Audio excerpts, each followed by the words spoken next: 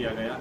परंपरा अगर हमारी थी, हमने ये नहीं कहा कि हम नई परंपरा डालना चाहते हैं। हमारी नई परंपरा तब होती जब ताजिया जितनी हाइट का था उससे ज्यादा हाइट का ताजिया बनाया जाता है। हमारी नई परंपरा तब होती जब तार नहीं कटते होते और हम जबरदस्ती कटवाने की बात करते।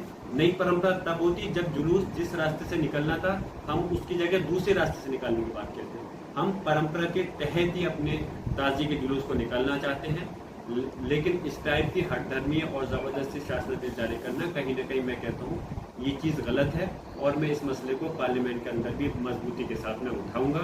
हमें इतना समय भी नहीं दिया गया कि हम कोर्ट के अंदर इस मसले को रख सकते।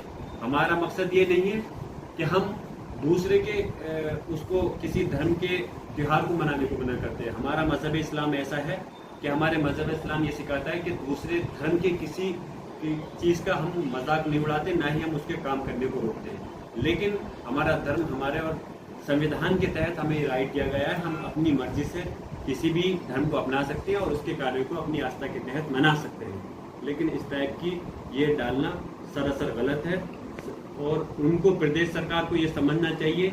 इन हालातों से ही उन्होंने आज जो उनकी 62 सीटें थी उत्तर प्रदेश के अंदर, आज 33 सीटों पर आ गए वो, और आने वाले समय के अंदर यकीनन इस चीज से उनका, और उपचुनाव जो हुए अभी आप देखिए कल काउंटिंग हुई है, किस तरह से बीजेपी का सफाया हो गया। इन बातों से अब जनता इनके बहकावे में नहीं आने वाली।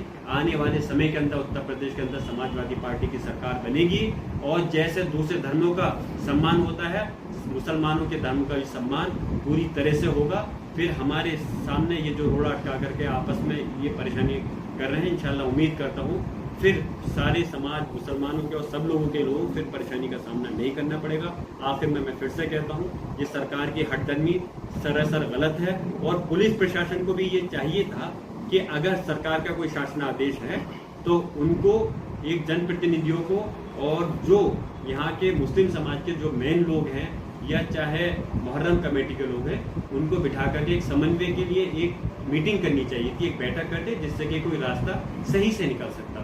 ये जबरदस्ती का रास्ता ये कोई न हमारा संविधान इजाजत देता है न कानून इजाजत देता है। जिस प्रकार से जबरदस्ती साइन लिए गए हैं मैं इसके मुखालफत में हूँ और मैं उन अधिकारियों के खिलाफ भी पार्लियामेंट के अंदर आवाज उठाऊंगा। शासन के इस आदेश के बाद क्या माना जाए कि 10 से 12 फीट ही ताजिए उठाए जाएंगे या वही मानक रहेंगे पहले वाले? देखिए हम तो पूरे के पूरे इस मजबूती से इस बात को मैंने मुख्यमंत्री उत्तर प्रदेश योगी जी को भी चिट्ठी लिख करके भेजी है।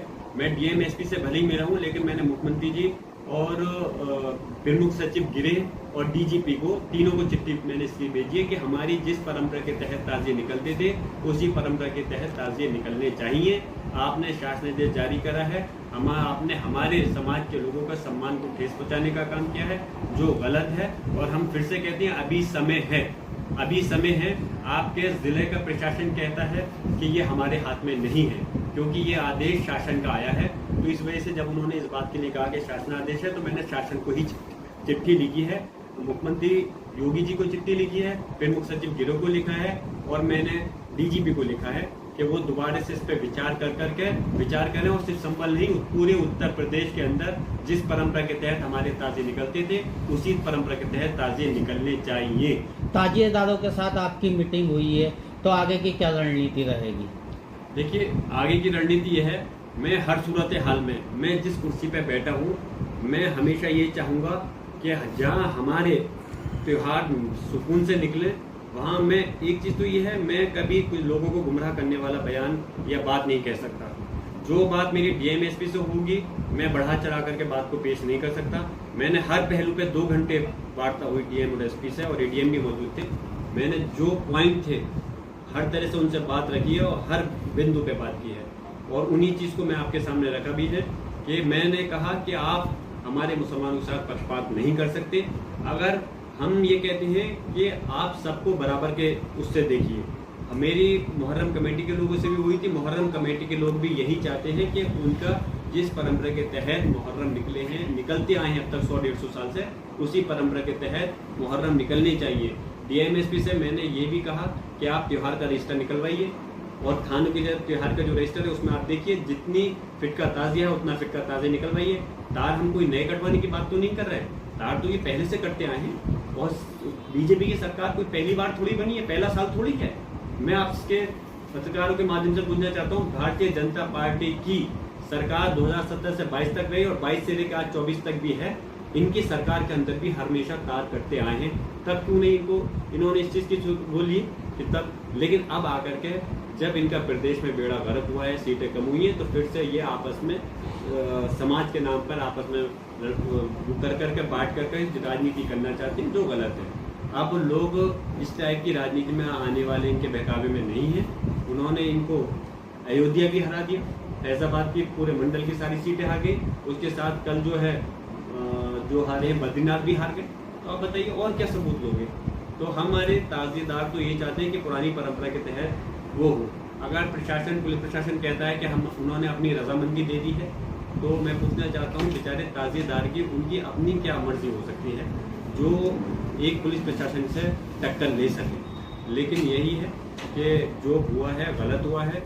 मैं खाली संभल जिले की बात नहीं कर रहा, मुराद जिले की बात नहीं कर रहा, मुराद मंडल और पूरे उत्तर प्रदेश के लिए मैं कह रहा हूँ कि योगी जी को अपना ये वाला फैसला बदलना चाहिए। इस पर सोच विचार कर करके सारे के सारे जिलों के अंदर मुस्लिम, जहाँ वो सब समाज सब विकास की बात करते हैं, तो कहाँ गया उनका ये नारा?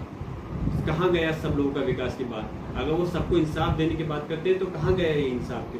हम इंसाफ चाहते हैं, हम चाहते हैं कि हमारी उसी के तहत ये मुहर्रम निकले जैसे परंपरा, जिस परंपरा के तहत होते थे।